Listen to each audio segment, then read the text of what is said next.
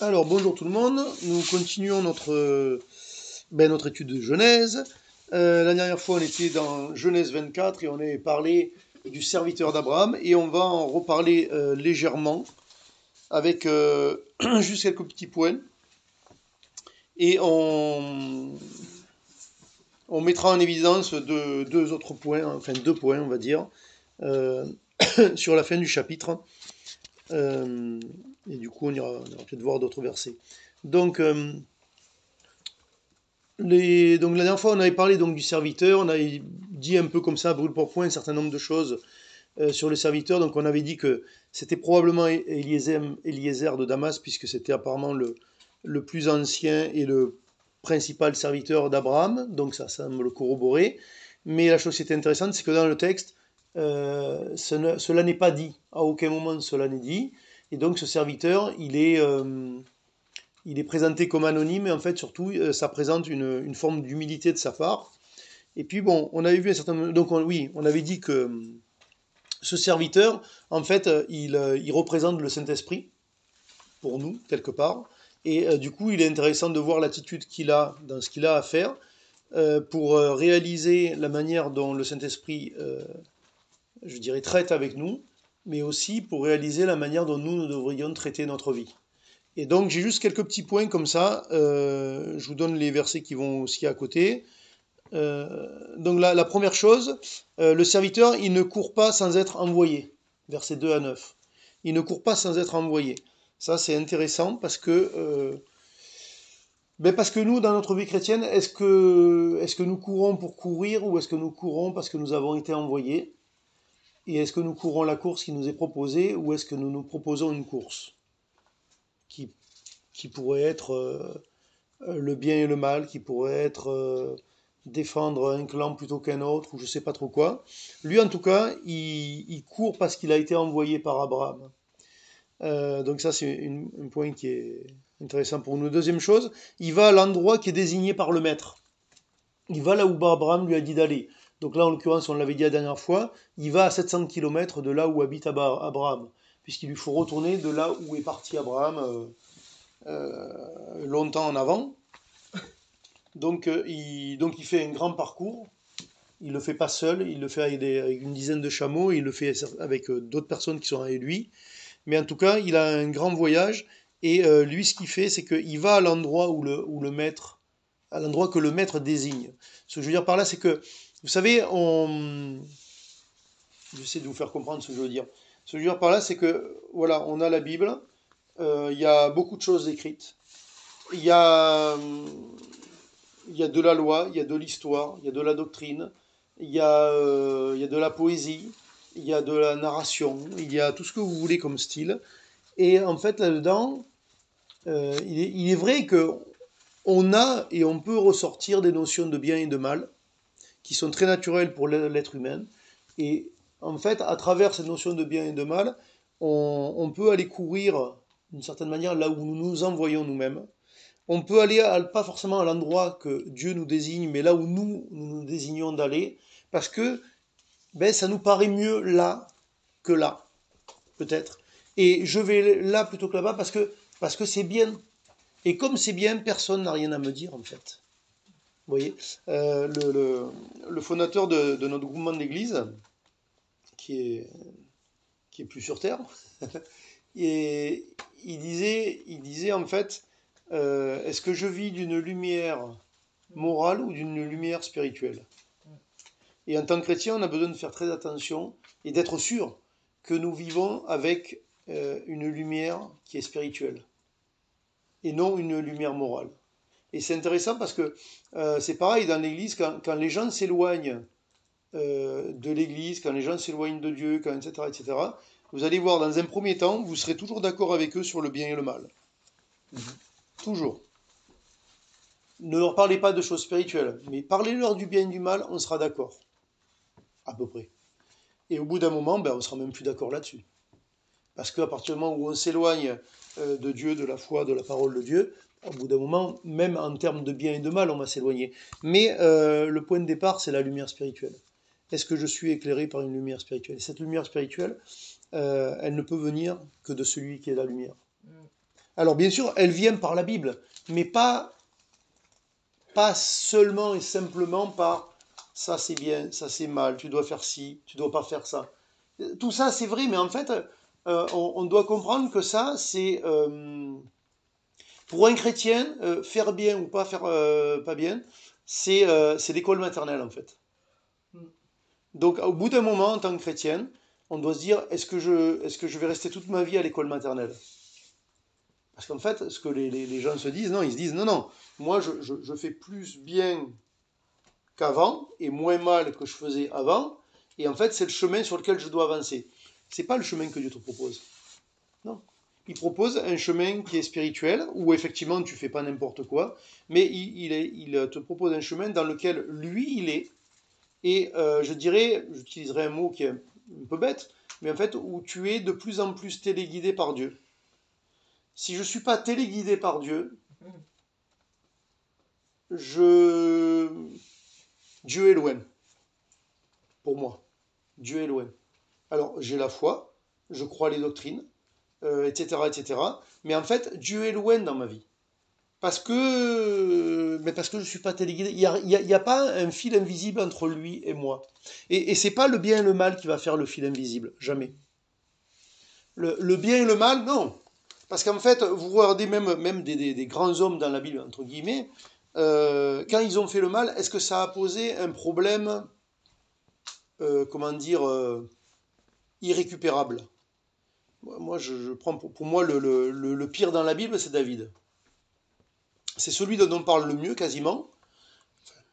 On peut toujours discuter, hein, je parle en largesse, quoi. Mais je veux dire, le pire, c'est lui.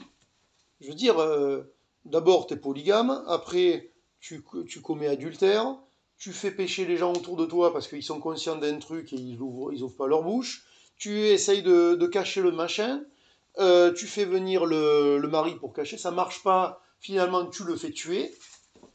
En plus, tu ne te salis pas les mains. Vraiment, en fait, tu es une ordure complète. Tu es une ordure complète. Mais ça pose, enfin, quand je dis ça pose pas de problème à Dieu, c'est pas qu'il il met un sceau là-dessus, mais ça pose pas de problème dans le fait que euh, David peut revenir à Dieu. David peut être utilisé par Dieu, etc., etc. Pas au moment où il pêche, mais il peut revenir. Il y a toujours ce fil invisible qui peut se restituer entre lui et Dieu. Pourtant, il est dans le mal. Pendant plus d'un an, il est dans le mal. Un autre élément qui va dans le même sens, je dirais les deux tiers de la Bible sont écrits par trois meurtriers. Moïse, David et Paul. Trois meurtriers. Alors on peut discuter sur oui, mais lui il est meurtrier, mais il a tué personne de sa propre main. Lui il a tué, mais il avait une bonne intention, c'était pour bien faire là. Le troisième il a tué, mais il était dans l'ignorance. Je m'en fiche moi. Peu importe. Les deux tiers de la Bible sont écrits par trois meurtriers. Par trois meurtriers qui croient Dieu. Pas qui sont ignorants de Dieu, qui croient Dieu. Parce que même Moïse en Égypte, il croit Dieu. Paul, qui est un extrémiste judaïsant, bah, évidemment qu'il croit Dieu. Et David, bah, il est le roi d'Israël et il croit Dieu, je veux dire. Donc ce chemin de bien et de mal, il n'est pas bon. Il n'est pas bon. Et du coup, les éléments que l'on voit ici par rapport à cette personnification, si on peut dire, du Saint-Esprit, on ne doit pas les voir selon cette notion de bien et de mal. Donc, autre chose, il fait ce qui lui a été prescrit. Il fait ce qui lui a été prescrit. Ça, c'est important. Parce que, en fait, quand on fonctionne avec du bien et du mal, on n'a pas besoin que Dieu nous prescrive quoi que ce soit. On part de l'idée que Dieu a déjà prescrit. Et oui, il a prescrit la loi, il a prescrit des principes spirituels, il a prescrit, il a dit des choses. Il a dit des choses, il a dit que ce chemin est bon, celui-là est mauvais, ça c'est bien, ça c'est mal, etc., etc. Donc, pas plus besoin. En fait, Dieu n'a plus besoin de me parler. C'est bon, c'est écrit, j'ai juste à lire en fait.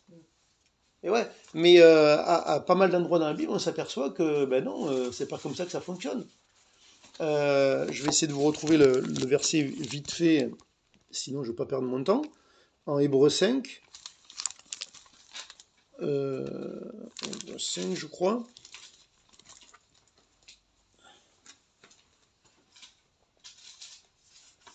Au verset 13 et 14. Hébreux 5, 13, 14. Or, quiconque en est au lait n'a pas l'expérience de la parole de justice, car il est un enfant. Mais la nourriture solide est pour les hommes faits, pour ceux dont le jugement est exercé par l'usage à discerner ce qui est bien et ce qui est mal. Mais si j'ai juste à lire, il n'y a rien à discerner. Je lis. Là, il semblerait que le bien et le mal est écrit, mais celui qui est mûr, en fait, il est capable de discerner le bien et le mal. Mais pourtant, il est écrit. Qu'est-ce que j'ai à discerner? Donc ça veut bien dire qu'il y a autre chose à discerner dans le bien et le mal. Vous voyez ce que je veux dire? Donc voilà, c'est juste un petit exemple ici. On continue sur notre bonhomme. Donc il est oui, donc il prie et il est reconnaissant aussi. Il prie. Il y a une relation avec Dieu là pour le coup. Il y a une discussion, je dirais même, avec Dieu. Et il y a une attitude. Il est reconnaissant. Cette attitude, elle est très importante parce que je pense que c'est une chose qui a tendance à beaucoup nous manquer et beaucoup faire défaut dans nos vies, c'est la reconnaissance. Et en fait, parce que je fais bien, d'abord, si je fais bien, j'ai pas besoin d'être reconnaissant parce qu'en fait, c'est moi qui ai bien bossé. Déjà, pour commencer. Et ensuite, parce que je fais bien, ou j'essaye de faire bien, je ne m'aperçois pas que je suis forcément reconnaissant de quoi que ce soit vis-à-vis de Dieu, finalement. Je l'oublie parce que je suis concentré sur autre chose. Comme dans un autre sujet, quelque part, mais les pharisiens qui s'opposaient à Jésus, ils étaient près de la parole. D'ailleurs, ils étaient issus d'un retour à la parole, d'ailleurs, réellement. Donc, ils étaient près de la parole. Sauf que, même au niveau de la loi de Moïse, etc., ils ne parlaient que d'une chose. Ils parlaient des commandements. Et ils ne parlaient plus des sacrifices. Pourtant, Dieu a donné les commandements avec les sacrifices.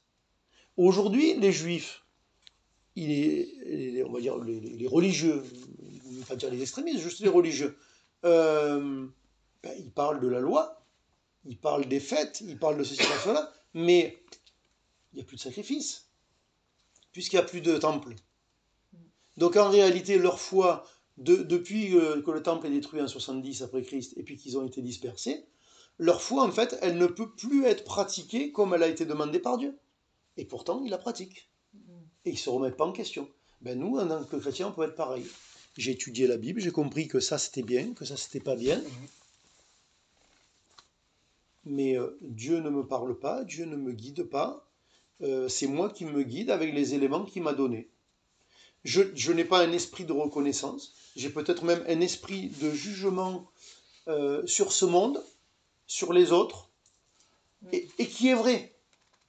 Et qui est vrai, parce que si je m'appuie sur la parole de Dieu, dans mon jugement, quelque part, je vais être vrai. Je vais peut-être, effectivement, discerner de manière relativement appropriée dans quelle direction va ce monde, que ce n'est pas correct, que ce n'est pas le cœur de Dieu, que ceci, que cela, que l'attitude de un tel ou de un tel, elle n'est pas bonne, et j'ai raison. Mais mon attitude devant Dieu, est-ce que c'est celle que lui me demande? Et là, manque de peau, non. Non. C'est comme Jésus, il a dit, je suis pas venu pour juger le monde, je suis venu pour sauver ce monde. Mais il viendra un jour pour juger. Mais c'est pas maintenant. Enfin, en tout cas, c'est pas là aujourd'hui. En tout cas, à l'heure qu'il est. S'il vient d'ici ce soir, on verra. Mais jusque-là, en tout cas, on va dire de la Pentecôte jusqu'à maintenant, oui, j'ai raison dans mon jugement, mais Jésus n'est pas venu pour juger le monde pour l'instant. Il est venu pour le sauver. Quelle est mon attitude intérieure vis-à-vis de moi-même, des frères et sœurs, et du monde pécheur? Et tout le monde est pécheur. Moi compris. Et la question, c'est pas le degré de péché. C'est on est tous pécheurs, il nous a tous sauvés, et pour l'instant, c'est le moment de sauver. C'est pas le moment de juger. Et c'est lui qui jugera à un moment donné. Tout comme nous jugerons les anges à un moment donné. Je ne sais pas à quoi ça ressemble, à quoi ça ressemblera, mais en tout cas, il y aura un moment de jugement, mais c'est pas maintenant. Je continue avec mes petits points sur le serviteur que je trouve remarquable. Donc, une autre chose, alors excusez-moi, il prie et il est reconnaissant, c'est les versets 12, 14, 26 et 27, si ça vous intéresse de feuilleter. Ensuite, il est revêtu de sagesse pour convaincre. Parce que quand vous lisez le chapitre, je vous laisserai le relire à tête reposée, 12, 14 et 26, 27. Il est revêtu de sagesse pour convaincre. C'est le verset 17, 18 et 21. Ça, c'est un peu dans la négociation avec le frère, notamment Laban, le frère de Rebecca. Et on a un petit verset ici qui est quand même intéressant. C'est au verset 33, il est dit, donc une fois qu'il est invité à la table de la famille, avec donc Rebecca, il est dit, donc verset 32, l'homme arriva à la maison, Laban fit décharger les chameaux, et il donna de la paille, du fourrage aux chameaux et de l'eau pour laver les pieds de l'homme et les pieds des gens qui étaient avec lui. Puis il lui servit à manger. Mais il dit, là c'est le serviteur qui parle, je ne mangerai point avant d'avoir dit ce que j'ai à dire, parle, dit Laban. Donc ça veut dire que le serviteur, il sait pourquoi il est là. Il sait pourquoi il est là. Comme on l'a dit la semaine dernière, il a une mission de la part de Dieu. Et nous, notre question, la question pour nous devant Dieu, entre autres en tout cas, c'est est-ce que je connais ma mission devant Dieu? Alors, communément, dans l'Église, on dit ça autrement, mon appel, mes dons, ce que j'ai à faire, etc. Ou plutôt les dons de Dieu et l'appel de Dieu sur ma vie. Mais est-ce que je connais quelle est la mission? Et à savoir que ma mission n'est pas la vôtre et la vôtre n'est pas celle de l'autre à côté, etc. Ce qui veut dire qu'il n'y a pas lieu de juger, d'évaluer et de comparer. Certains reçoivent beaucoup de dons, d'autres en reçoivent moins. Certains sont appelés à... Là, tout à l'heure, vous parliez du début du protestantisme dans notre pays, dans nos régions. Quand on parle de persécution ici ou ailleurs, personnellement, c'est un sujet qui ne m'intéresse pas. En fait, je ne me pose pas la question, qu'est-ce que je ferais dans cette situation-là? C'est exactement la même manière, c'est exactement pareil que la question de se dire comment je ferais quand je serais sur mon lit de mort à moitié sénile et que je ne pourrais pas faire ceci, ceci, cela. Comment est-ce que je vivrais le fait qu'on me change mes couches ou je ne sais pas quoi? En fait, je pense que ce n'est pas le sujet. Ce n'est pas le sujet. Aujourd'hui, vous êtes là au présent, vous vivez aujourd'hui, vous vivez demain, etc. Et moi, pareil, nous avons une foi en Dieu, nous avons cru des choses, nous avons fait des choix, nous avons un chemin à suivre que Dieu nous éclaire spirituellement, j'espère. Et si vous voulez, la question c'est qu'est-ce que j'ai à vivre aujourd'hui? Et ce que j'ai à vivre aujourd'hui, c'est pas ce que j'aurais à vivre peut-être à 90 ans, dans une situation qui aujourd'hui ne me plairait pas du tout. Peut-être que je le vivrai jamais, peut-être que je le vivrai, mais en fait, ce qui est sûr, c'est que ma mission et mon appel devant Dieu, c'est pas de penser à ça, c'est de penser à qu'est-ce que j'ai à vivre aujourd'hui et comment je dois vivre ma foi aujourd'hui. Parce qu'aujourd'hui, peut-être il n'y a pas la persécution comme on dit, mais il y a des défis. Je veux dire, se marier sans avoir de relations sexuelles avant, pour les jeunes chrétiens, par exemple, je pense que c'est pas un petit défi. Non. Surtout quand on est à une époque où les gens reçoivent beaucoup d'informations que dans les générations précédentes, les enfants et les jeunes ne recevaient pas si tôt. Quand on reste à la maison beaucoup plus longtemps, qu'on fait des études beaucoup plus longues, et que donc qu'on peut se marier beaucoup plus tard. Ça veut dire qu'on a beaucoup d'envie pendant beaucoup plus longtemps. Et qu'est-ce qu'on fait avec ça? Parce qu'à l'époque dont on parle, ou des persécutions de des animes, par exemple sur ce sujet-là, pour comparer, bon ben je veux dire, à 13 ans, ils étaient mariés. 13, 14, 15 ans, c'était vite réglé l'histoire. Donc là, les tentations, après, elles sont que tu es marié, que tu peux tenter l'extérieur. Mais je veux dire, il n'y avait pas grand-chose à résister en attendant d'eux.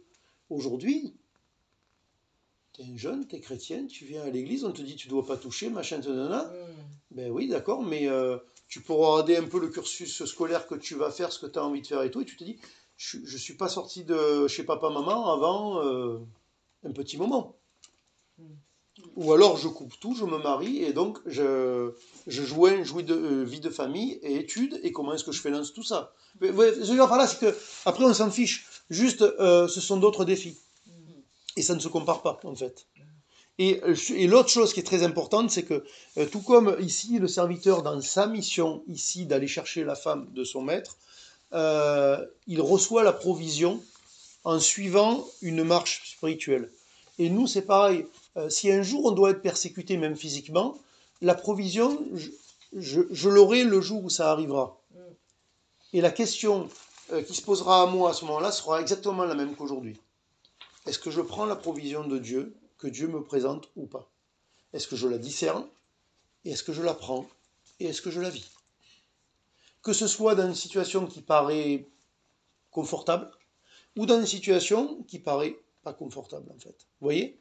Et ça, je pense que c'est là-dessus qu'on a besoin de se concentrer. Sur le présent, où est Dieu dans ma vie? Quelle est la provision? Parce qu'en fait, j'ai des défis aujourd'hui. Et qui sont très compliqués pour moi aujourd'hui. Parce qu'en même temps, quand vous dites les uns les autres, et vous avez raison que ces gens-là étaient courageux, etc., je pense que c'était des gens qui ont vécu aussi à une époque où de toute façon, tout le monde était beaucoup plus dur qu'aujourd'hui. Donc, beaucoup plus dur au mal qu'aujourd'hui. Oui. Aujourd'hui, effectivement, nous sommes tellement tendres de peau que, et enfin, je blague pas et j'incrimine personne, mais nous sommes faibles physiquement et mentalement à l'époque dans laquelle nous vivons, peut-être à cause d'un certain confort, peut-être à cause de... Bon, on peut trouver des éléments, il n'y a pas de problème. D'un environnement qui est différent, de travail que nous faisons qui est pas le même, de contraintes que nous avons au quotidien qui ne sont pas les mêmes. En tout cas, nous sommes plus faibles psychologiquement. Et donc, effectivement, quand nous regardons une situation où tu dois, oui, tenir jusqu'au bout, quitte à souffrir, tu te dis non, pas possible. Pas possible. Et eux, ils ont, de toute façon, même s'il n'y avait pas une question de foi, ils étaient dans un environnement où tout était plus dur. Pour aller chercher de l'eau, pour se chauffer, pour s'habiller, pour travailler. Là, c'était pas les 35 heures, c'était pas j'ai eu mes 5 semaines de vacances. Vous voyez ce que je veux dire? Voilà. Et je ne suis pas en train de comparer et dire ah oui, c'était bien, c'était pas bien, c'est mieux ça. La question n'est pas là. La question, c'est je suis là aujourd'hui et qu'est-ce que j'ai à vivre aujourd'hui et comment je vais le vivre avec Dieu. Et pas juste avec, ok, c'est bon, j'ai lu la Bible, j'ai compris, donc très bien, ça c'est pas bien, on n'a rien à me dire, je vais à l'église, je fais tant ça, je donne ma dîme, poum poum, je trompe pas ma femme, je vais pas boire au bistrot, ok, et ok, c'est bon, plus personne n'a rien à me dire. C'est cloisonné. Mais en fait, c'est cloisonné aussi vis-à-vis de Dieu. Dieu aussi n'a plus rien à me dire. Parce que j'ai fait comme les pharisiens. J'ai fait tout ce qu'il fallait faire. Le registre, il est rempli, il est complet. Tu ne peux que signer et valider en bas, c'est tout. Mais ça, c'est pas une relation avec Dieu. Par contre, un David qui se montre le pire des salauds à un moment donné, il y a besoin d'une relation pour continuer de croire, d'avoir la foi, de marcher et même de faire ce que tu as à faire au quotidien en tant que roi. Là, c'est autre chose. Parce que lui, à la limite, légalement, on aurait dû le lapider. Ils l'ont pas fait. Et du coup, il a pu avoir peut-être un peu de reconnaissance et de se dire, en fait, dans ma situation, réellement, normalement, j'aurais dû te lapider. Et je suis encore le roi. Et je suis encore le roi. Et en plus, je détourne une femme et à la fin, Dieu me la donne encore pour femme. Et à la fin, je perds le premier enfant, mais celui qui vient d'après, c'est celui qui va être la descendance du Messie. Donc Dieu donne des choses, de quoi être reconnaissant. Ensuite, très important aussi, versets 22 et puis 34-36, le serviteur, il ne parle pas de lui-même. Il ne parle pas de lui-même. Vous savez quoi? Une chose qui est importante, nous sommes à une époque, par exemple, je pense que c'est une faiblesse dans nos sociétés et dans notre époque, mais on ne va pas polémiquer. Nous sommes dans des époques où tout le monde a son mot à dire.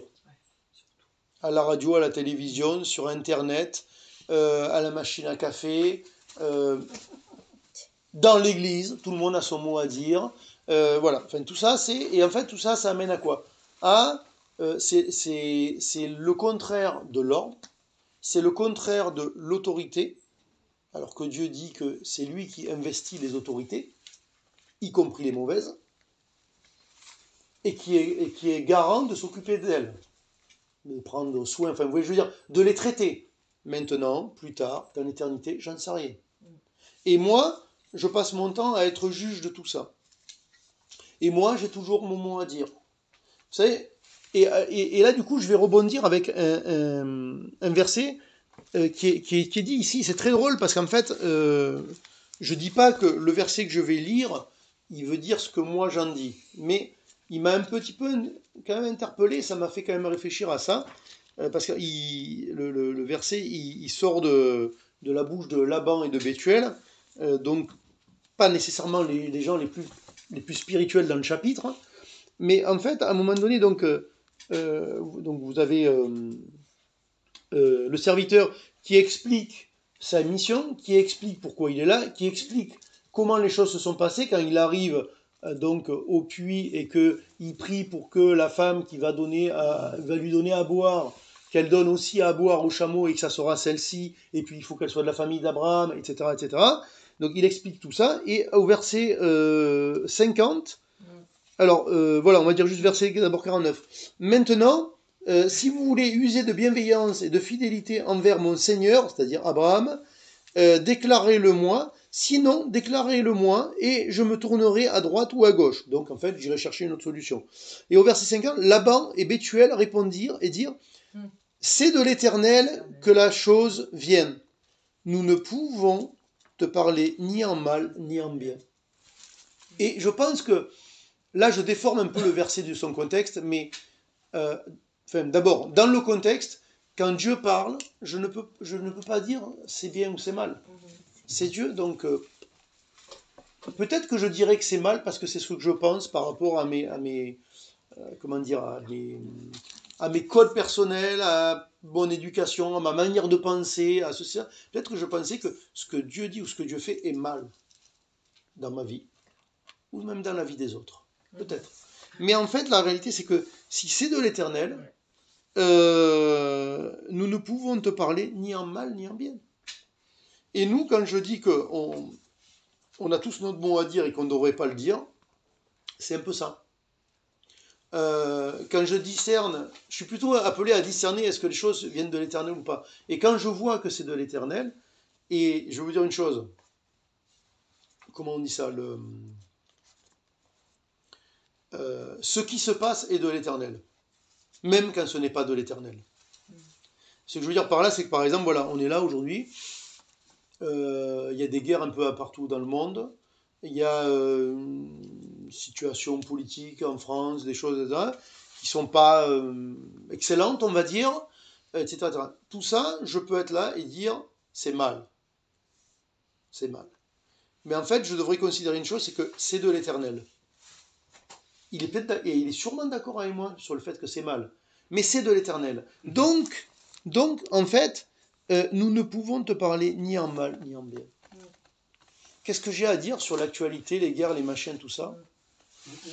Ben, rien. Rien. Oui, intérieurement, j'ai certainement un avis, j'analyse tout. Mais finalement, avec les autres, j'ai rien à dire.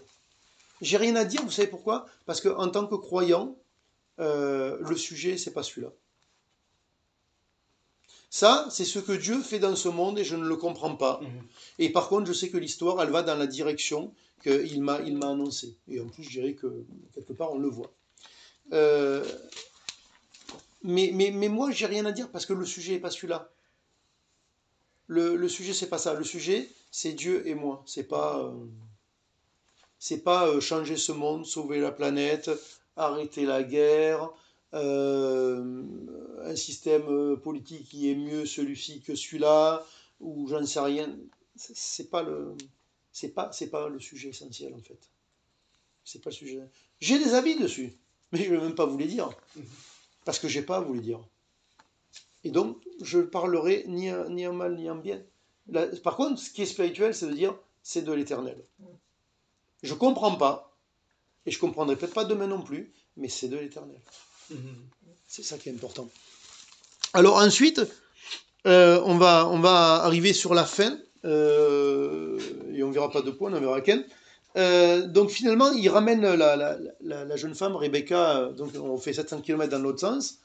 Bon, il y a juste un petit passage dans la discussion où il est intéressant de voir que on laisse le libre arbitre à Rebecca d'aller ou de venir, aussi bien de la part du serviteur, qui accepte que... C'est intéressant ça aussi, pour nos vies. Le serviteur qui représente le Saint-Esprit, il accepte l'éventualité que sa mission échoue. Il accepte l'éventualité que sa mission échoue. Et nous nous fracassons, nous nous battons et nous parlons beaucoup dans notre vie parce que nous ne supportons pas l'échec dans notre vie.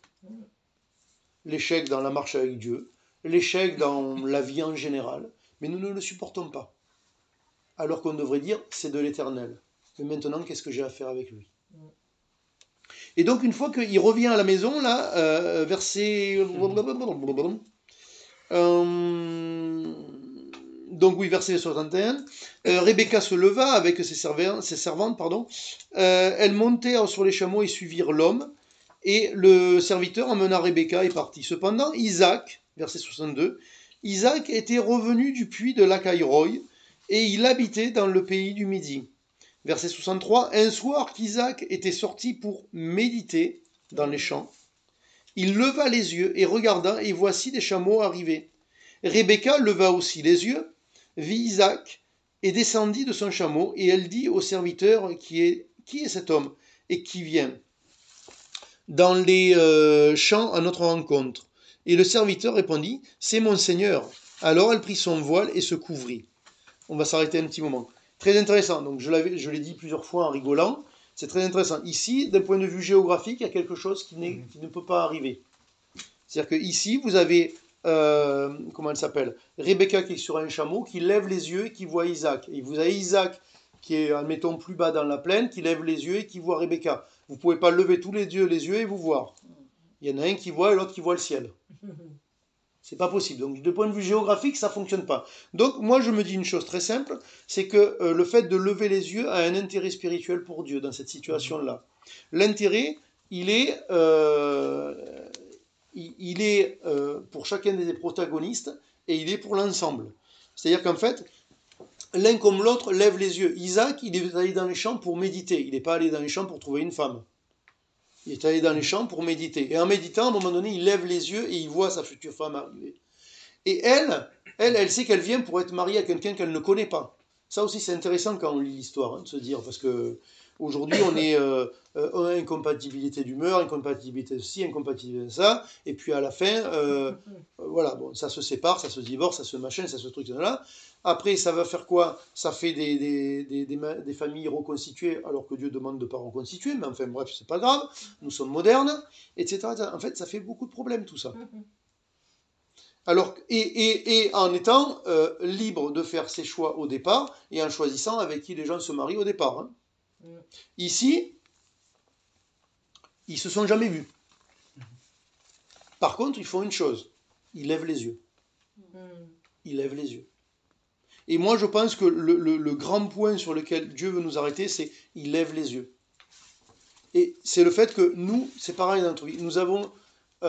soit je vis ma vie chrétienne en regardant là à l'horizontale, donc je vois ce qui se passe, donc c'est ce que je vous ai dit depuis le début, je vois les guerres, je vois les problèmes, je vois la faute que l'autre commet à mon encontre, je vois mes fautes à moi, soit je regarde par terre, donc là le diable il se régale, il est très content, là tu es encore plus bas, tu es en dessous des pâquerettes, tu n'as même pas le moral, tu n'as rien du tout, parce qu'encore quand tu regardes à l'horizontale, tu te dis, je vois la réalité de ce monde et j'aimerais essayer de contribuer à ce que ça s'arrange.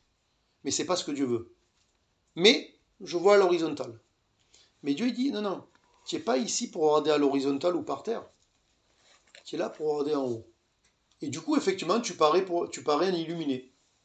Effectivement, tu parais un illuminé parce que du coup, tu es déconnecté avec cette réalité. En tout cas, tu vas avoir des propos ou des non-propos et des attitudes et des choix qui sont décalés avec cette réalité puisque tu es dans une autre réalité qui est la vérité. Et tu es dans cette vérité parce que tu lèves les yeux. Et vous savez, on va terminer parce que j'ai pas le temps, avec Hébreux 12, versets 2 et 3. Hébreux 12, versets 2 et 3, où il est parlé également de regard, et là du coup pour tous les chrétiens, puisque c'est le Nouveau Testament. Il est dit, ayant les regards... Alors, je vous lis le verset 1, enfin 1, 2, 3, mais c'est 2, 3 qui m'intéressent. Verset 1, nous donc aussi, puisque nous sommes environnés d'une si grande nuée de témoins, et là il parle des héros de la foi de Hébreux 11, du chapitre précédent, Hébreux 11, donc les héros de la foi de l'Ancien Testament, donc je suis pas hors contexte par rapport à ce que je dis, d'une si grande nuée de témoins, rejetons tout fardeau et le péché qui nous enveloppe si facilement. Donc il ne nie pas ici que le péché nous enveloppe facilement et qu'il y a des fardeaux. Et courons avec persévérance dans la carrière, donc dans le... Bon, vous savez ce que c'est la carrière, quoi. Je veux dire, c'est le métier, c'est la mission que nous avons, qui nous est ouverte. Sous-entendu, elle a peut-être été fermée à une époque. Et verset 2, ayant les regards sur Jésus, le chef et le consommateur de la foi, qui en vue de la joie qui lui était réservée,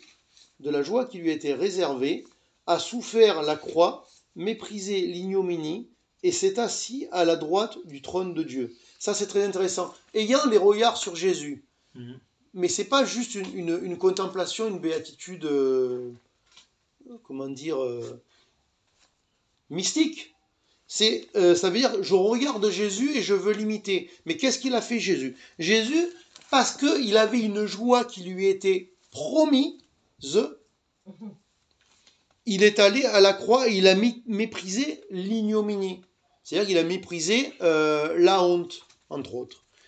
Et il s'est assis à la droite du trône de Dieu. Verset 3. Considérez, on est encore sur une question de regard. Considérez en effet celui qui a supporté contre sa personne une telle opposition de la part des pécheurs, afin que vous ne vous lassiez point l'âme découragée.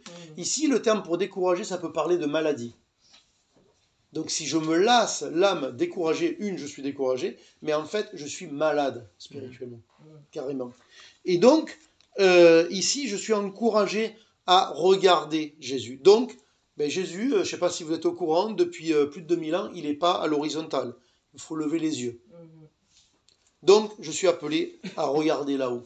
Je suis appelé à regarder cette vérité afin de marcher avec mes deux pieds sur terre, parce qu'il y a des décisions concrètes. Je prends un abonnement si je veux que mon téléphone y marche.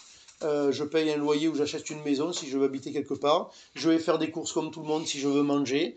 Si je ne dépense pas de l'argent pour mettre du carburant dans ma voiture elle n'avancera pas. Et si je ne me lève pas le matin pour aller travailler, il n'y a rien qui va arriver à la fin du mois et il y aura des conséquences. Mais hormis ces réalités, ces contingences qui sont pareilles pour tous les hommes sur Terre dans un contexte donné, moi je suis appelé à marcher avec les yeux levés. Avec les yeux levés. Et quand, dans nos relations entre nous, que ce soit un couple ou que ce soit les frères et sœurs dans l'église, nous marchons avec les yeux levés, nous marchons sur le même chemin et nous marchons dans une certaine harmonie. Et quand nous regardons ailleurs, forcément, il y a beaucoup moins d'harmonie, que ce soit dans l'église, que ce soit dans les couples, que ce soit vis-à-vis des enfants, que ce soit vis-à-vis de ce que vous voulez. Vous voyez? Mais par contre, ça veut dire que nous ne marchons pas forcément comme les autres dans cette société. Donc juste vous laisser avec ces quelques points sur ces serviteurs et avec ce regard. Qu'est-ce que je regarde dans ma vie? Et selon ce que je regarde, peut-être que je vais ouvrir ou pas ma bouche. Et moi je m'aperçois de plus en plus que c'est vrai que des fois il faut ouvrir la bouche pour défendre la veuve et l'orphelin, comme il est dit dans le proverbe. Mais très très très très souvent, la bonne attitude devant Dieu, c'est de la fermer. C'est vraiment de la fermer. Et vous savez, même quand on parle d'évangélisation, je pense que... Alors, je ne parle pas de quand on va dans la rue, si vous ne parlez pas, c'est même pas la peine d'aller dans la rue à ce moment-là, évidemment. Mais je veux dire, dans l'évangélisation qu'on a dans les relations autour de nous, je dirais que nous, on est content quand on se dit « Ah, lui, je lui ai parlé de Jésus ». C'est peut-être pas ce que Dieu attend. Peut-être que Dieu il dit est-ce qu'il voit Jésus dans ta vie? Est-ce qu'il voit quelque chose qu'il ne comprend pas? Est-ce qu'il voit quelque chose qu'il ne comprend pas, qui est d'un autre monde? Parce que peut-être qu'il va t'en demander des comptes un jour, et tu auras quelque chose à dire. Alors que d'arriver et puis d'envoyer la sauce, des fois les gens, ils comprennent même le sujet, verbe, complément, ils comprennent même pas ce que vous avez dit. Mais pareil de moi, la question c'est pas vous vous exprimez pas bien et moi je m'exprime bien. Non, moi de toute façon je m'exprime très mal. surtout sur ce sujet-là. Mais le problème, c'est qu'en fait, les gens, peut-être que des fois, ils n'ont pas la capacité de comprendre ce que vous avez à dire tant qu'ils n'ont pas vu quelque chose. Dans la rue, c'est différent. Dans la rue, on est là pour arroser. Mais autour de nous, est-ce que nous sommes le sel de la terre et la lumière du monde? Et c'est pas toujours avec est-ce que j'évangélise? Est-ce que nous sommes le sel de la terre et la lumière du monde? Est-ce que quelqu'un qui arrive tous les matins au boulot de bonne humeur, est-ce que ça parle? Est-ce que ça parle? Si ça parle pas, moi personnellement, c'est pas la peine que j'évangélise les gens à mon boulot. Ça sert à rien. Si ça leur parle pas de voir quelqu'un avec une humeur constante et toujours joyeuse, bah alors, pas grave. À la limite, je dirais, ça me regarde pas. C'est tout. Vous voyez? Donc voilà, j'étais un petit peu long, mais en tout cas, juste ce point, lever les yeux. Lever les yeux et suivre l'exemple d'attitude du serviteur qui ici représente le Saint-Esprit, plutôt que de rester dans une vie chrétienne cloisonnée avec le bien, le mal, il y a le hangar là-bas au bout, et c'est tout. Vous voyez? Amen.